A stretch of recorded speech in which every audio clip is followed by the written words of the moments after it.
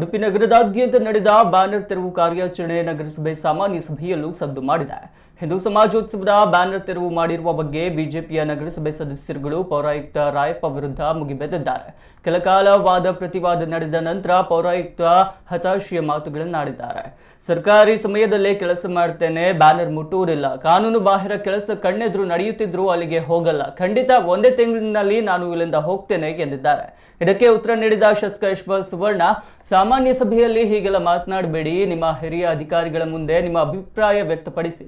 ನಾವು ನೀವು ಇಲ್ಲಿ ಜನರ ಸೇವೆ ಮಾಡಲು ಇದ್ದೇವೆ ಎಂದು ತಾಕೀತು ಮಾಡಿದ್ದಾರೆ.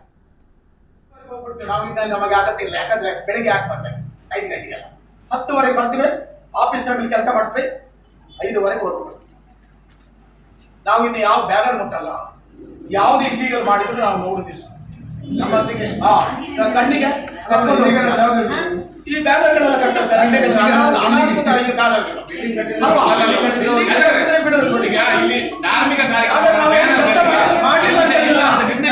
ಸಮಾಧಾನ ಆಯ್ತು. ಖಂಡಿತ ನಾವು ಇಷ್ಟು ವರ್ಷ ಆಗಿದೆ, ಬಂದು 3 ತಿಂಗಳಾಯ್ತು. ಖಂಡಿತವಾಗಿಯೂ ಇನ್ನೊಂದು 1 ತಿಂಗಳ ನಾನು ಹೋಗ್ತೇನೆ, ಖಂಡಿತವಾಗಿ ಹೋಗ್ತೇನೆ. ನಾವು ಇಲ್ಲಿಗೆ ಬರಲಿಲ್ಲ. Okay sir, thank you sir. ನಮಗೆ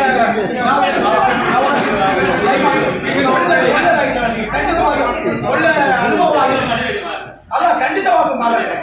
ಯಾಕಂದ್ರೆ ನನಗೆ ಅನುಭವ ಇದೆ. ನಾನು ಮುನ್ಸಿಪಲ್ ಕಮಿಷನ್, ನಾನು ಬೇರೆ ಇಲಾಖೆನಲ್ಲ, ಕಮಿಷನ್ ಆಗಿ ಬಂದನು. ನಾನು ಮಂಗಳೂರಲ್ಲಿ ಕಾರ್ಪೊರೇಷನ್ ಡೆಪ್ಯೂಟಿ ಕಮಿಷನರ್ ಕೆಲಸ ಮಾಡಿದ್ದೀನಿ. ಕೇಳಿ ಕೆಲಸ ಮಾಡಿದ್ದೀನಿ.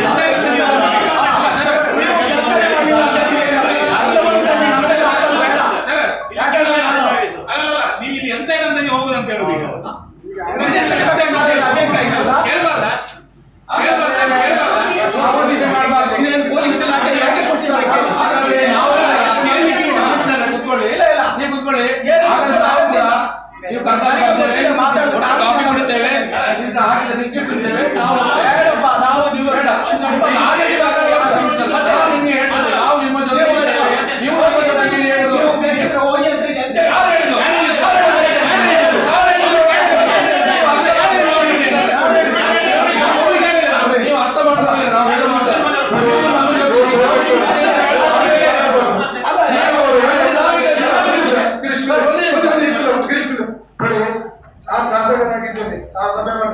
ನಿಮ್ಮಲ್ಲಿ ಬಿಡಲಿ ಮಾತಾಡಿ, ಹೋಗುದು ಬಿಡುದ ನಿಮ್ಮ ಅಧಿಕಾರ ಬಗ್ಗೆ ಮಾತಾಡಬೇಕು. ಇಲ್ಲಿ ಬಂದು ಚೇಂಜ್ ಮಾಡೋದು